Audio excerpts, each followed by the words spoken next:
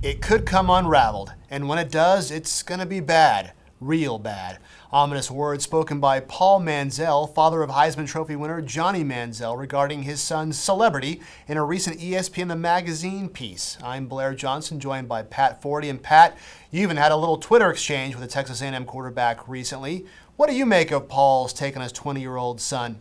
Nobody knows him better, I wouldn't say, than his father. And, I can certainly understand the fatherly parental concern in this instance. I mean, I'm sure he's very proud of all of Johnny's achievements to this point. But, your son goes off to college and he's going to be, probably sowing some wild oats. The problem is they're very public wild oats.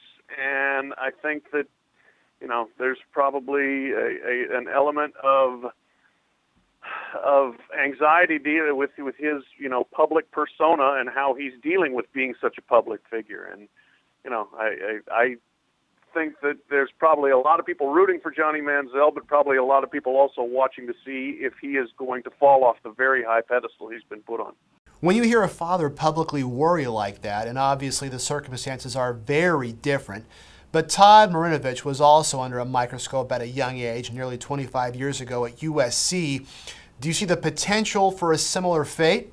Yeah, I'm not sure I would compare those two instances really very much, but I think you could at least wonder if the price of fame is too high, in this instance.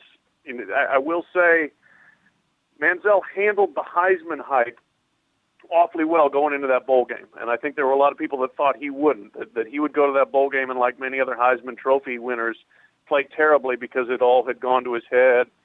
He handled it then, so we'll see when he gets back to football, which I think he really needs right now, is the structure and the discipline of fall camp and getting ready with two-a-days for playing games to kind of refocus himself and get himself off the tabloid pages per se and back into football mode. I think that's going to be a good thing for him.